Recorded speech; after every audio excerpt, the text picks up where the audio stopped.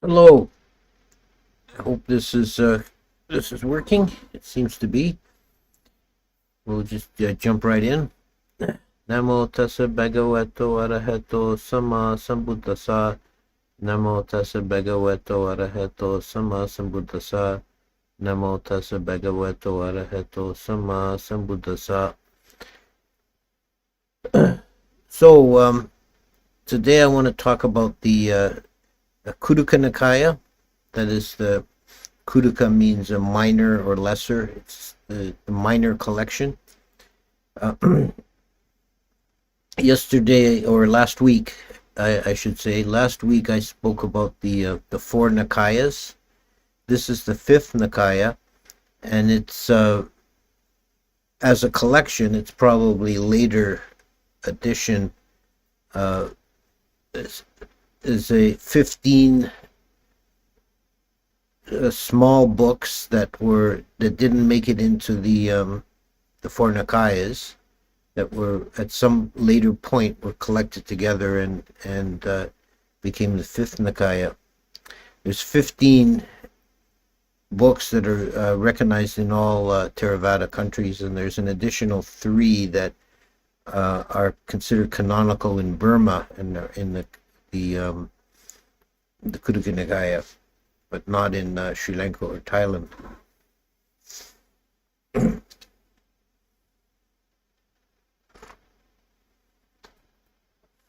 They're quite a mixed collection. Some of the books, such as the Sutta Nipata, are considered to be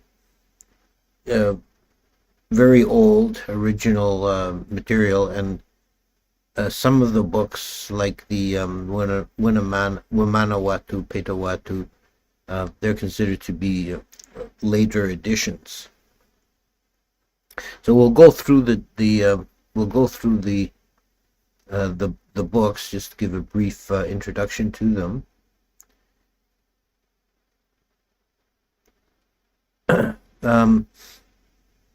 The Khuddakapatha is a collection of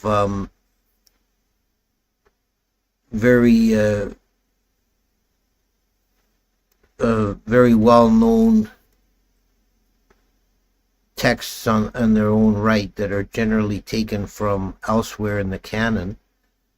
It includes the formula for going for refuge, the formula for the 10 precepts, 32 parts of the body. There's the Mangala Sutta, the Metta Sutta, and the Outside the Walls Sutta. These are put together in one place in this text, although they're all found elsewhere in the canon. It may have been originally intended as a training manual for novices. The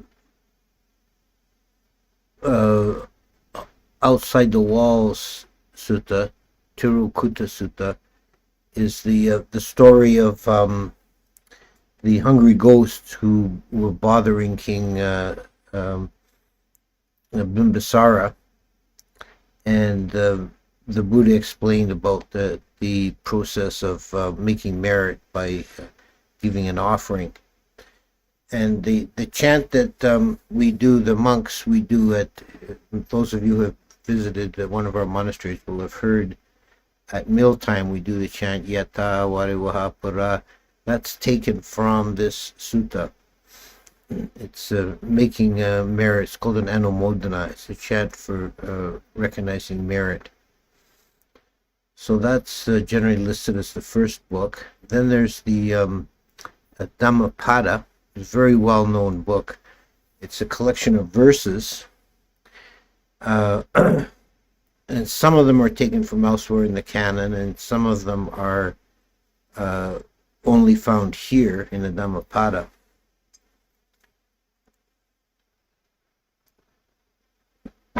It may be its origin was at some point various stanzas of verse that were spoken by the Buddha were collected together in one kind of anthology. Uh, there's also an extensive commentary. When we get to I'm going to continue this series. I'll talk about the Atthakathas, the commentaries, but I'll just mention here uh, each Dhammapada verse has a story associated with it, and those are commentarial. Um, they have been translated as the book of Buddhist legends. The Dhammapada itself has probably been translated more than any other Buddhist text, and possibly more than any other ancient text. It's been translated scores of times, literally. If you go on the Wikipedia page for Dhammapada, there's a list of translations, and it just goes on and on and on.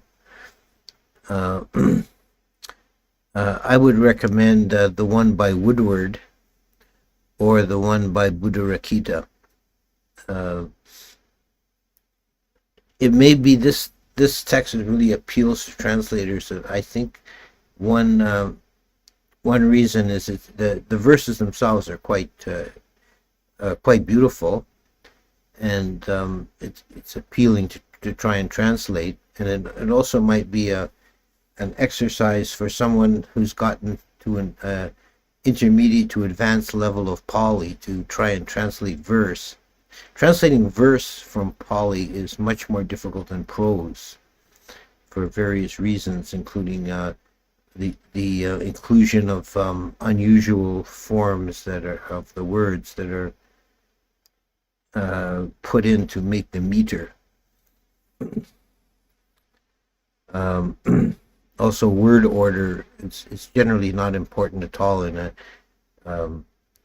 declined language, but in verse it's completely out the window. There's just no there's no being able to use word order as a clue to the meaning. Then there's two books that are quite similar in a way, the Udana and the Itivuttaka. The Udana is a book that has many short suttas. Some of them are quite important. The Udana number 80 deals with the conditioned and the unconditioned, and it's a very central text on the nature of that. There is, O monks, the unconditioned, the unborn, the undying, etc. If there were not the unborn, undying, etc., then there would not be any escape from the born, from the conditioned, the dying, etc. It's a profound statement. The Itivuttaka is kind of similar in content, but it's got a little bit of an unusual form. Most of the rest of the Pali Canon, the suttas begin with the statement "Ewang me sutang," thus have I heard, which is thought to be a direct quote from Ananda, who recited the entire canon or the Sutta Pitaka at the first council, and he began each recount of each discourse with the words, "Thus have I heard." This is what I heard, and then he says, what the Buddha said. So in the Itivuttaka, the name comes from the opening line in each sutta. Here is Itivuttang, thus it was said, and it's explained by the commentaries that this particular book was not part of the recitation at the first council, but was preserved by a laywoman who was a Sotapanna, who attended the Buddha's discourses while he was staying at Kosambi, and she preserved these in memory and passed it on as the Itivuttaka. The Sutta Nipata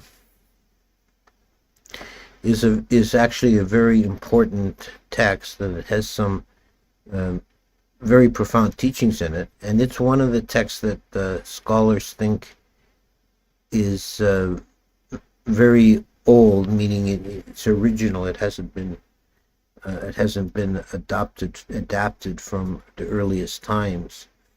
And one of the clues to this is the use of antique forms in the Pali.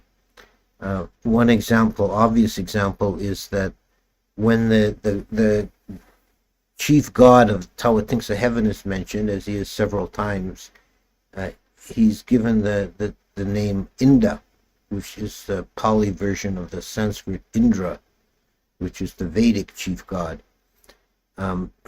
Whereas in later texts in other Nikayas, he's always referred to as Saka.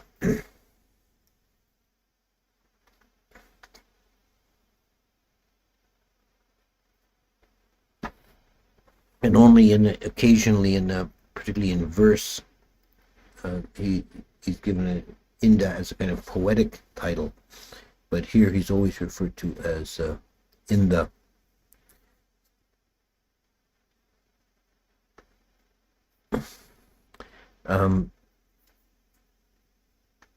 One of the sections in the Sutta Nipata deals with the Brahmin students who come to ask the Buddha questions, and that tends to get into some very deep Dhamma. It's a very good section or text of its own right. The Vimana is probably a later edition. And the name means the stories of the Vimanas, or the abodes of the gods. It's a series of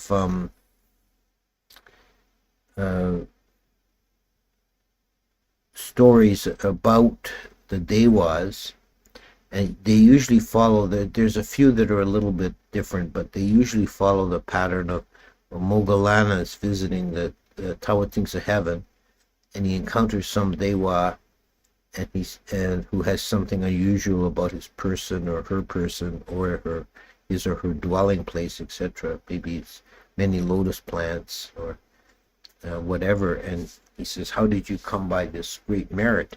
And then the Deva tells a brief story about their past life, that they donated lotus flowers to a Pachika Buddha, and because of that merit, they became born here. The Vimana is entirely in verse, and there is prose stories attached from the commentary. And we'll see this in several of these books. We already saw that with the Dhammapada. The prose is considered original or canon, and the prose sections are considered commentarial. The verse is the original bit. And so it is with this one, and with the Peta Watu, which is a kind of similar structure, but dealing with stories of beings in the ghost realm. And it's done with verse, and the commentary expands and fleshes out the stories in prose. Then there's the Therigatha and the Terigata. The verses of the elders, male and female elders. Tara is a male elder, and Teri is a female elder. These are bhikkhus and bhikkhunis, and it was probably a tradition early on that when a monk or a nun attained to arahantship, they would write a stanza or a gatha in recognition of that, and these are preserved. And again, there's commentarial stories attached, but the verses themselves are on their own, are self-explanatory generally. The stories are not really required except for some details. They're often considered, these two texts are often considered very fine examples of early Buddhist poetry. The Apadana is a collection of stories, mostly about the previous lives of various arahants and famous monks of the Buddhist time.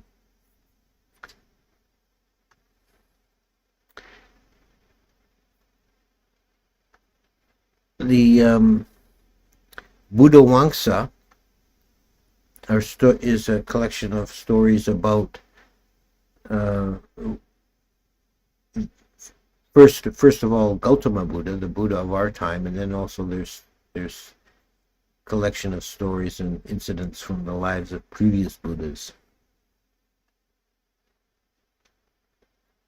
Charya Pitaka is another one that's considered to be a late edition. It's a collection of previous birth stories of the Buddha arranged according to the paramis.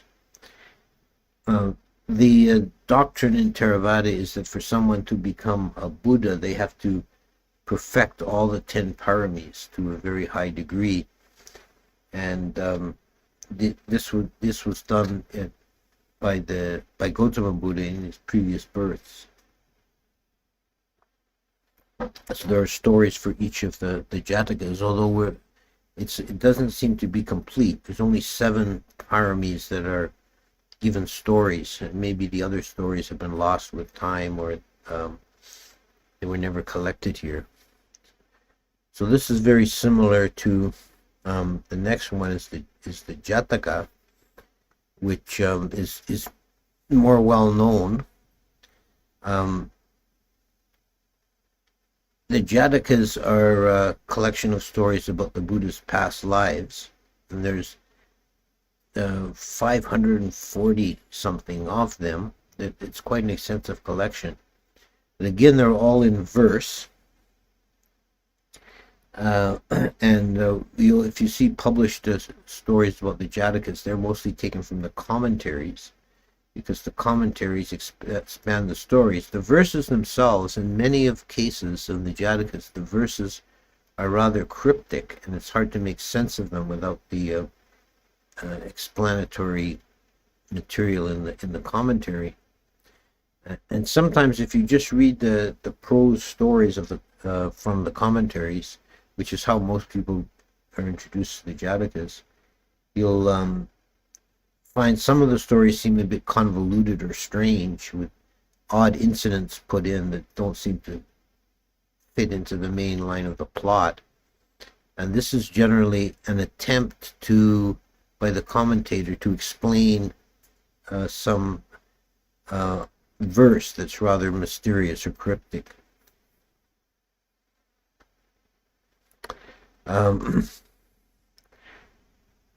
Then there's 2 books, Sinadesa and the Patisambhidamagga, that are more, they're probably very late editions, in that they're almost like commentaries. They're explaining various doctrines and so on, and they read more like the commentaries than the canon. Patisambhidamagga in particular can have a feeling like Abhidhamma at times. Of the additional books that are included only in Burma, the one that's of particular interest is the Milinda Panha, the Questions of King Milinda. This is actually a very interesting book. It's the record of a encounter between a Buddhist monk, Nagasena, and a Greek Bactrian king whose name was probably Menander and got corrupted into Pali as Milinda. So it's really a very early encounter of East and West. Menander, as a Greek king in Bactria, would no doubt have been well educated in Greek philosophy. So the you have the discourse between Eastern and Western thought here. It's quite an interesting book. The version that has come down to come down to us probably has some later additions added in. Some of the questions and answers don't seem to really fit into the general theme very well. So that's a brief tour through the Khuddaka Nikaya, and I'll say a bit about translations. Not all of these have been fully translated into English. Most of them have. Um, uh, the Dhammapada, as I said, has been translated many, many times, and some of the translations are not very good. I would say the one which unfortunately became probably the most distributed in recent decades was by Penguin Classics. They came out with one in the 1970s that got distributed all over the place, and it's actually not a very good translation. Um, uh, the Polytext Society has translated many of these Khuddaka works, so they're available from there, and I believe they're the only ones who've done a reasonably complete translation of the Jatakas together with the commentarial stories. It was I don't want to belittle it because it was a very significant pioneering work by several different translators worked on it, but it was quite an early translation in the late 19th century, I believe, and there are some problems with the translation. One is the I would say Victorian English prudery. That they actually left out bits here and there where it seemed like it was too raunchy for the taste of the British public at the time. Not suitable. There's one entire Jataka that in the published edition they've got it in Latin rather than English. It has some kind of raunchy bits, and they probably thought it was if someone could make the effort to read it in Latin, I don't know what really the logic behind that, but that's the Jatakas. You'll also see many more modern collections of Jataka stories, but I don't think anyone since then has done a complete translation of the Jatakas.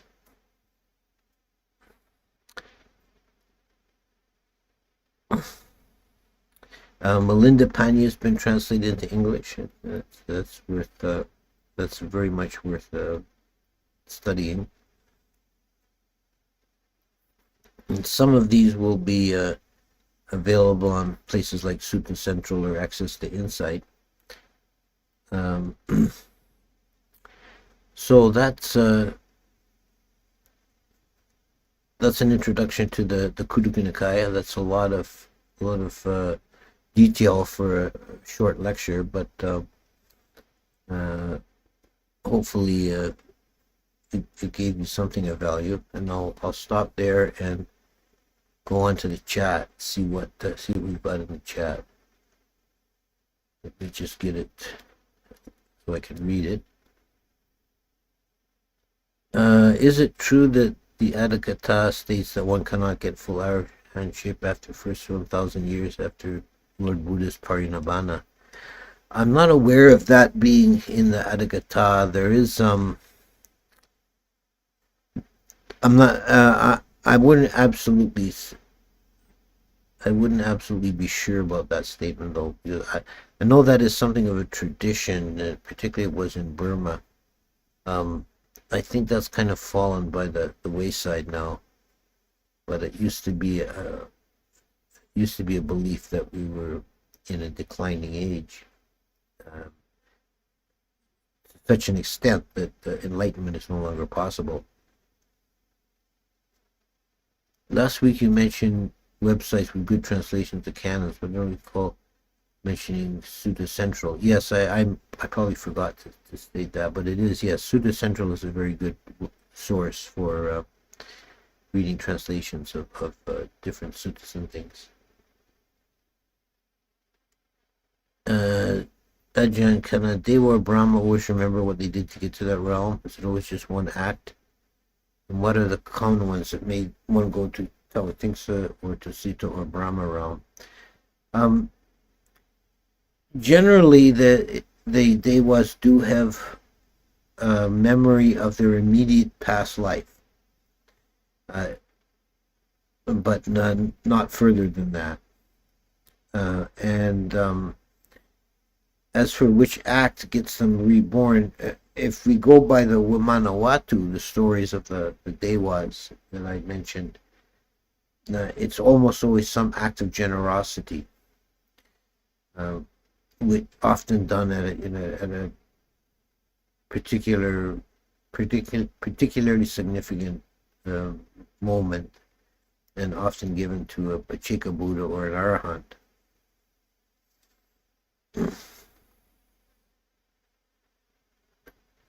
Does the Vinaya allow a monk to eat eggs and cheese every day if no animals are slaughtered and eggs unfertilized? Eggs are nutritious and good for the brain. Yeah, there's no Vinaya rule against eating eggs or cheese, or meat for that matter.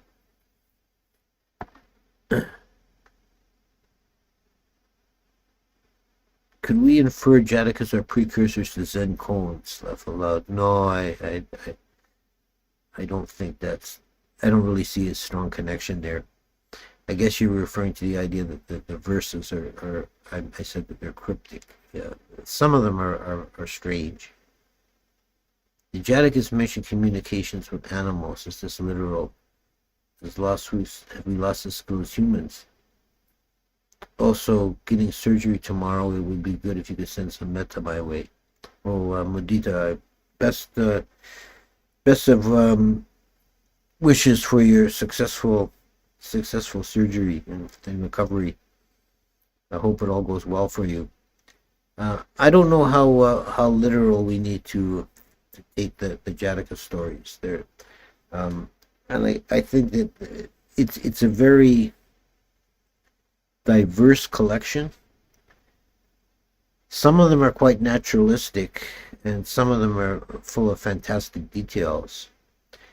And it seems that some of them are actually old pre-Buddhist stories from the Vedic period that have been slightly reworked and given a bit of a Buddhist gloss.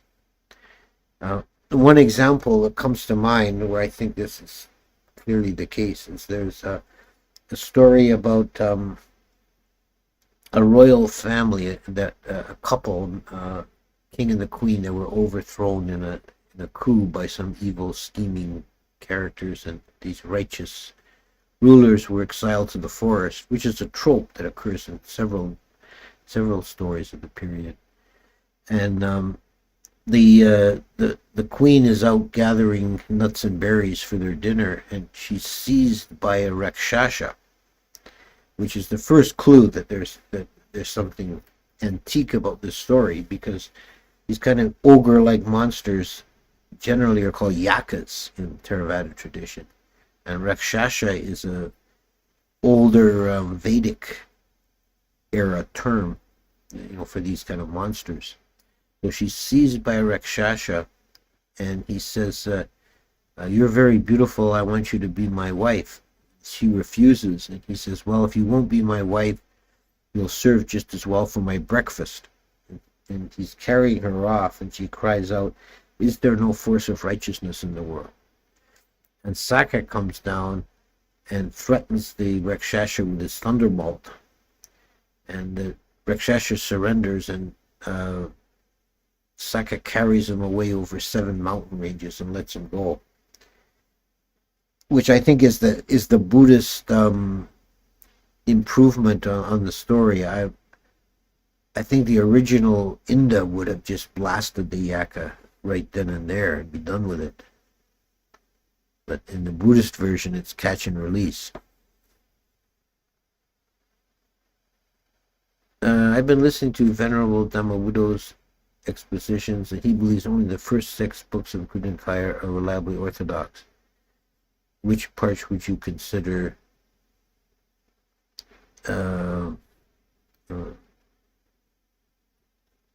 unnecessary for a sincere practitioner? Well, I think all parts are of interest, but I think he's probably right in that in terms of what's original Dhamma from the Buddhist time, that I would say I would even say just the first. I don't know what he means by the first 6.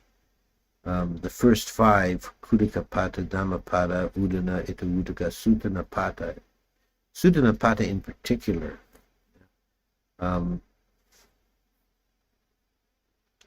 That's an important work of Dhamma. The Sutta Nipata, the Udana, and the Itivuttaka. Those 3 are, for a practitioner, the most valuable. Did you see the Peace Walk monks yesterday? No, I didn't. Were they coming through my area yesterday? I did not know. Is this the first time Buddhism has made a monumental expression in the West? There's been smaller versions of that in the past. I know there was one many years ago, walking up the west coast of America. Last week you were mentioned translated to Canada. You didn't mention Sujato. No, I just forgot about it. There's no reason for the omission. His translations are quite good.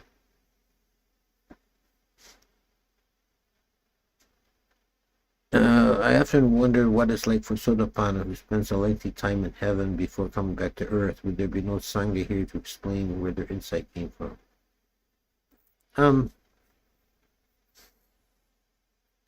There are some Sotapannas in the heaven realm, probably mostly in Tusita heaven. I think if they were in Tusita, they would naturally find a Sangha there, a community of other beings. Could you expand on the Ataka Waga contents, please? Let's see, that's a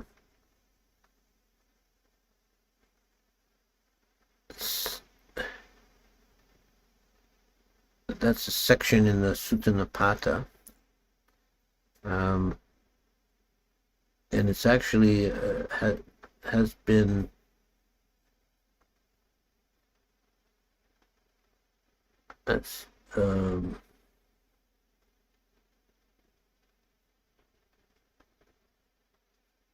it has been published separately, and is considered a text on its own in some ways.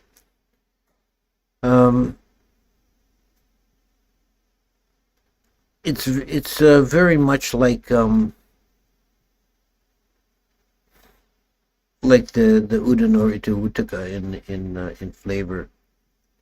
It's various short suttas on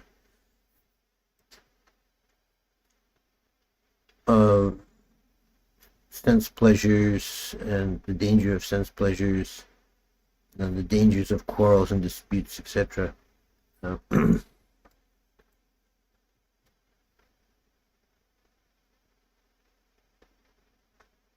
Okay. take a couple more here.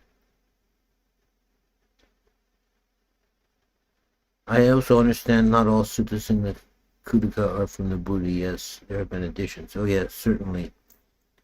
Is the Metta Sutta considered a later addition? No, I think it's I think that's probably very original. How long do you recommend for a layperson to sleep?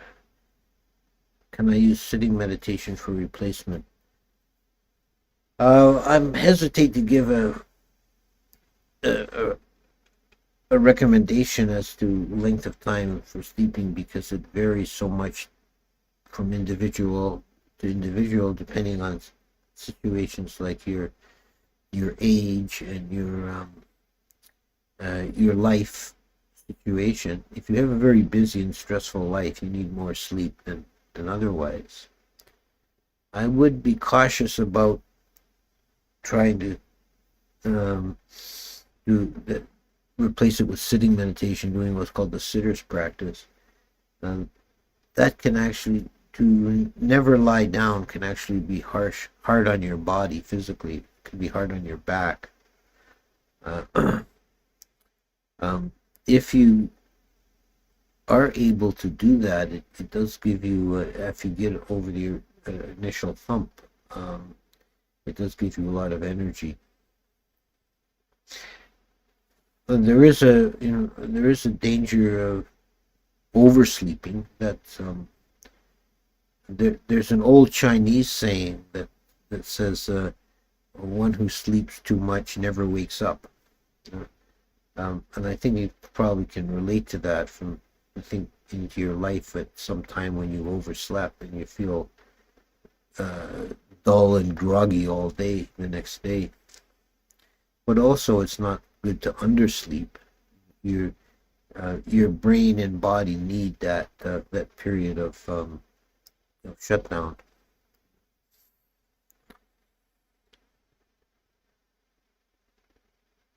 So I'll leave it there for this week, and next week I'm going to move on and talk about the Vinaya Pitaka. I think I'll do that in one session. Okay.